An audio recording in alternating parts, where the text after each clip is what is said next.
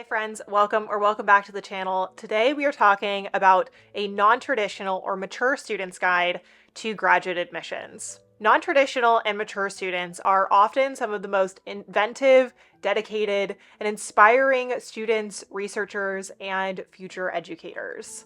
They bring a host of real-world experiences to their approach as thinkers, but are also often forgotten in conversations about admissions, study tips, and other resources. In today's video, I'm going to be offering you a strategic guide and roadmap to graduate admissions that is specifically designed for mature and non-traditional students. When I say non-traditional student, this could include any student that has not gone directly from undergrad to perhaps a master's degree and on to a PhD. Their path may look a little bit different. However, as a graduate admissions expert who has worked with over 600 students to help them apply to graduate school in the US, Canada, EU, and UK, I can confidently say that the pathway for non-traditional students is a little bit more unique, and that the students that I've gotten the chance to work with are some of the most brilliant, passionate, and remarkable scholars that academia will ever see. And I just don't see enough resources specifically targeted at students that have had a career or have gone and been parents and are wanting to recommit themselves to their studies and to developing their research. One such student is my former client and now business partner, Kate. She makes YouTube content about her life as a Google employee turned literary scholar who is currently getting her master's at the University of Oxford. We built this online community called Accepted Consulting, where we bring together students, academics, independent researchers in order to share their resources and provide support for one another. And as we go through this video, I'm going to be sharing a little bit about her and her story, her application, so that way you can apply some of the fundamentals to graduate school admissions that are really important to consider when you are a non-traditional or a mature student. Now, without further ado, let's go over what we're going to cover in today's video. First and foremost, we're going to talk about which programs you should apply for and what might actually be the right fit for you. Second, we're going to talk about whether you should apply for a master's or perhaps even directly for a PhD. Third, we're going to talk about timelines and expectations. Fourth, we're going to talk about application requirements. And lastly, we're going to talk about the non-traditional student's mindset to graduate admissions. Section 1. Knowing which program is right for you. Oftentimes what's confusing for people is that when they return to academia, they just don't entirely know where they should be looking for the programs that are actually the right fit for them. And so they go to the brand name schools. They go to the Ivy Leagues or the Oxbridges of the world, or they go to the university that is local for them. And they haven't really been taught to consider the factors that are really important when deciding which program is right for you. This is what comes down to program over institution. Oftentimes we think about the university at large rather than thinking about the department and the support systems that are actually available for you when you are a student, and more specifically when you are a non-traditional student. This also includes thinking about who your advisor is or who your committee is going to be, because this is going to be your primary point of contact when you are going through the program, and their ability to help establish guidelines and support you through the program is going to make or break your experience. You're going to want an advisor who is going to be understanding of your personal circumstances, whether that is that you are completing a graduate degree, whether that is a PhD or a master's alongside working.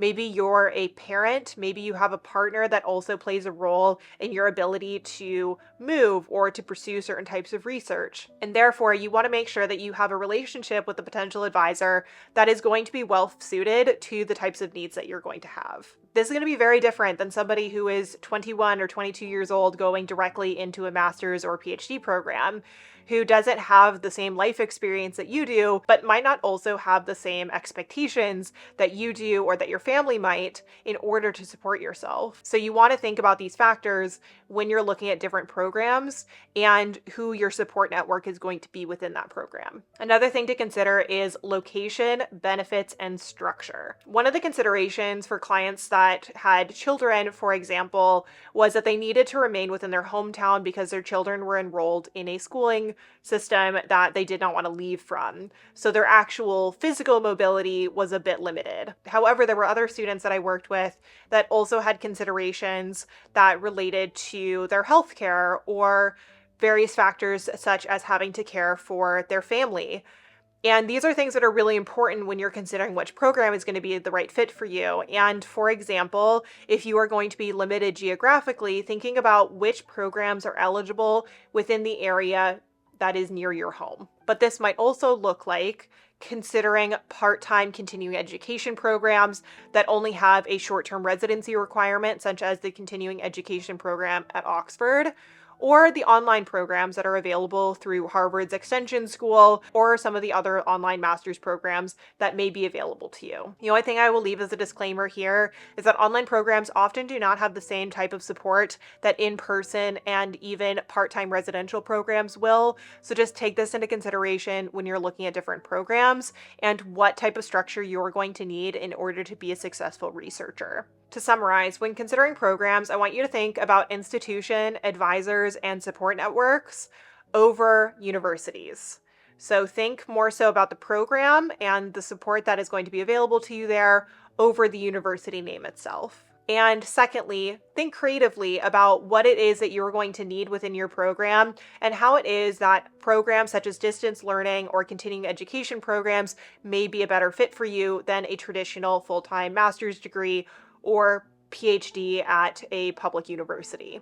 Section number 2 is a master's versus a PhD. When I work with clients that are going directly from undergrad, oftentimes the question is whether they should apply for a master's degree or go directly to a PhD. And there are basically two things that I ask them to consider. First and foremost, do they have the research experience in order to get into the caliber of PhD program that is going to have the financial and resourceful support to actually see their project through? And two, does the timing make sense?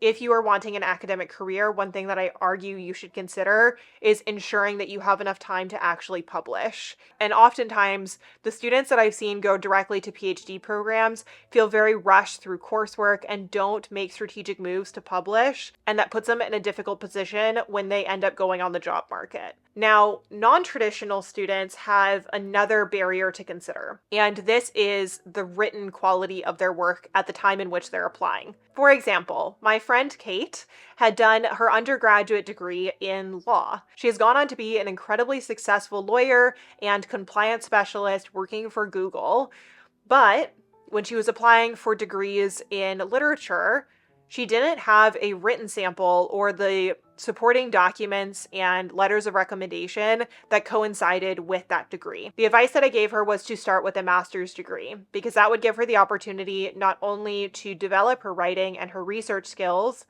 but would also give her the opportunity to get in touch with other scholars within her field and really think strategically about how she was going to publish as a PhD student, so that way she could actually end up in an academic job. This is the rule of going slow first in order to go fast later. However, master's degrees can have a significant financial barrier.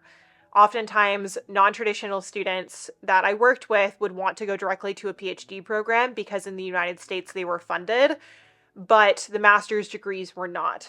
However, their applications were just not competitive enough based on their background because they didn't have direct training in that field of study, or it had been a long time since they had actually had that training, and their written samples and letters of recommendations were a bit out of date. This is why I recommend thinking really strategically about which master's programs you can apply to, so that way they are lower cost. You can apply for funding, and if you want more information on how to apply for funding, then I'm going to put a video right up here and in the description below. But you also will have a bit more time in order to develop your written samples, your research skills, and your network. Section number 3 is timelines and expectations. If you are working a corporate job or a traditional 9-to-5 salaried position, then you likely are not terribly aware of the academic calendar and its fluctuations at this point in time, and that is totally okay. But the first thing to keep in mind when you are applying to programs is that the actual timeframes are going to act very differently than if you were applying to another job. The admissions process generally spans about 12 months. In the first 3 to 6 months, this is when you'll be drafting and submitting your applications. Admissions applications typically open between August or October and tend to close between December and February, depending on where you're applying. After that, it is a couple of months until you actually reach your decision. Oftentimes in the United States, PhD programs will have their decision near the end of February, but some programs will not have their decisions out until the end of May. So it may be a little while until you get your decision, and you're just going to have to be a little bit patient. After that, you typically have about a month to respond and make your decision, and then you have to wait the entire summer before the program starts. Most programs have a fall enrollment period. However, there are some programs, though limited, that have a winter enrollment. This is more common in the UK and in the EU. It is seemingly less common in the United States, though there are some exceptions, especially with continuing education programs. So you just want to make sure to level your expectations and give yourself plenty of time to begin working on your application materials. And in order to keep it organized, I recommend using an application like Scrintal. Scrintal is the lovely sponsor of today's video. I've worked with them for several months, and their mind mapping application has been so important as I've been developing my research and my writing projects. But you can also use Scrintal in order to organize all of your application materials and begin keeping your notes in order to stay organized as you're going through the application process. You can keep track of dates and timelines and use all of the visual tools within Scrintal in order to keep track of everything. Now I'm going to go ahead and share with you how it is that I use Scrintal in order to organize my fellowship applications, which, although are slightly different than graduate admissions applications, follow a very similar trend of having to be able to visualize timelines and organize all of your thoughts, especially as you're writing up your documents. Thank you so much to Scrintal for sponsoring today's video. Now let's go ahead and move on to section number 4, application requirements. As a visual processor, having these mind mapping tools and color coding options and customizations within Scrintal has made it so seamless to organize all of my research, but also organize my fellowship applications. As you can see here, you can create cards where you can customize all of the different features in order to outline the actual requirements of the application, details of the applications, as well as actually keep track of what is completed. There are so many tools to help you stay organized, but Scrintal is one of the most versatile and one that I recommend for all students at varying stages of their education. And if you're interested in checking it out for yourself, then go ahead and use Kaelyn 10 at checkout for 10% off your Scrintal subscription. Thank you as always to Scrintal for sponsoring this video. Now let's go ahead back to application requirements. Application requirements are going to vary depending on your program and your specialty. A lot of the clients that I ended up working with were social scientists or were humanities scholars. I also worked with a lot of lawyers and MBA applicants. Every application looks a little bit different, but there are some fundamentals that are important to note. The first is the actual personal statement or statement of purpose. Now, I'm not going to go into the specifics of each document because I have made 2 dedicated videos to personal statements and statements of purpose that you can reference, and they will be linked in the description. But one thing to note with your statement of purpose or personal statement is to show how it is that your time outside of academia can be leveraged in order to inform your research. You have such a unique perspective as somebody who has entered the professional working world and has a variety of skills and perspectives that are going to be very unique by comparison to the other students that are applying to your program. So you want to use that to your advantage. I want you to think of your professional experience and all of the time that you spent out of academia as your strength. It is not something that you need to justify or feel inadequate for. This is something that's actually a strength because you are coming in with a perspective and a set of skills that nobody else possesses. Therefore, leverage it. Talk about it in your personal statement, say how it informs your research, and go beyond an interest or a passion. Please do not use your personal statement just to talk about your passion for literature or your passion for history. Passion is not what they are looking for. What they are looking for is a unique perspective that is going to offer the field something new. This is your strength. Lean in. The second thing that is quite universal across most applications is that they're going to ask for your resume or CV. Now, you have a professional resume, I'm sure, but you're going to want to tweak it because you want to show how your professional skills can be applied to your research. Now, you don't need to make this direct connection in your CV, but you do want to think about the actual audience who's reading your application, and these are academics within your chosen field. Therefore, the soft skills of communicating and working within teams and managing people, that's not really going to play a massive role in your application. I would focus primarily on hard skills. The third thing that they're going to ask for in almost any application is letters of recommendation. Now, this is where you have a little bit of a challenge. Oftentimes, they will ask that you have academic letters of recommendation. But if you've been out of school for 10, 20 years, your contacts may not still be in academia. They may not even still be around and be within reach for contact. You will be able to use some professional recommendations, but what they really want to see is, have you worked with a professor at some point on a written project that can serve as a letter of recommendation to show that you know what you're doing and that you have the skills and the ability. Now, this is where we get a little strategic. This is where I actually recommend re-enrolling in a course or two, either online or through a summer program or through a continuing education program, and developing a strong connection to one of the professors. And this is where the approach for non-traditional applications is a bit different. I want you to make sure that you have enough time to perhaps enroll in a single semester or a single quarter course where you can develop a relationship with the professor and potentially develop that written sample. That can act as your letter of recommendation, but it can also act as your written sample if you were applying to a humanities or social science program. And that brings me to the next part of the application requirements, and that is a written sample. Now, this is not universal. Some programs are not going to require a written sample. However, there are going to be some that will. You can absolutely use something that you wrote a couple of years ago. However, I recommend revisiting it and really updating it. My second recommendation, on the other hand, is to find a way to actually write a paper with the oversight of a professor in the field. This is challenging, and it does add time to the actual time frame for your applications. Now, that being said, when this video is posted, it is the end of July in 2024. If you want to apply this year, you absolutely can. And what I'm going to recommend is that you enroll in an online course, a community college course, or a continuing education course, or link up with a professor that you know really well, somebody that can oversee your work, and begin developing a written sample. You will be able to complete that written sample in time for your applications. Most applications, again, open in September and close around December or February. So that will give you a solid 3 to 4 months to write that written sample.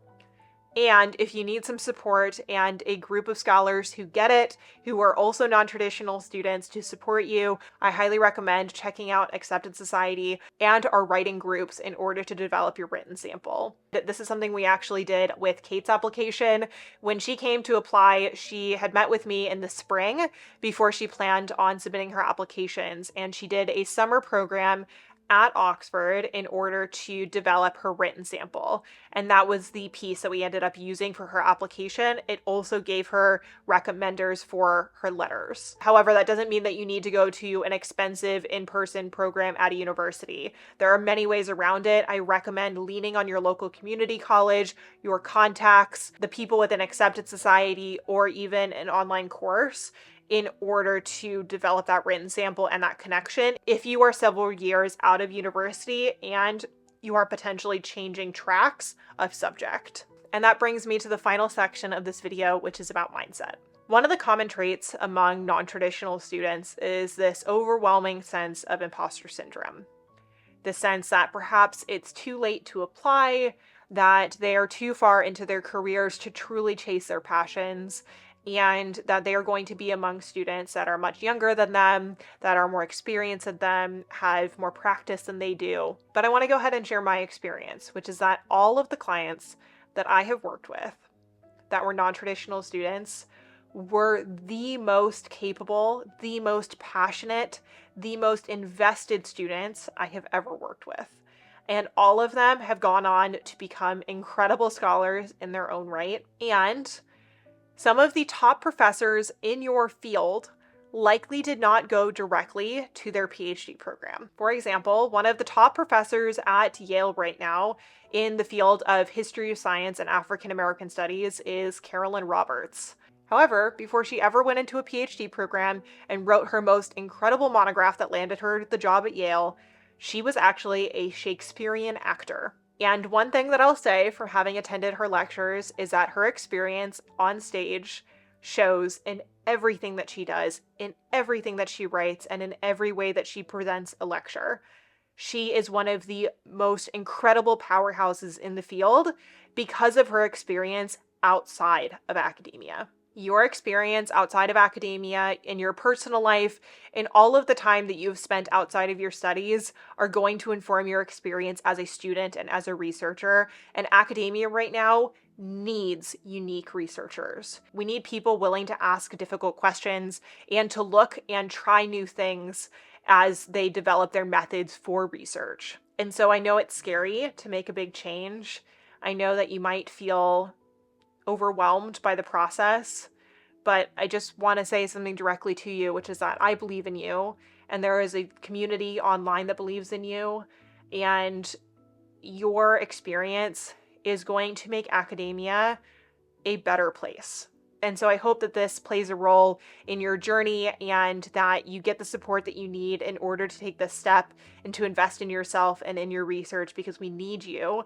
And I can't wait to see what it is that you accomplish.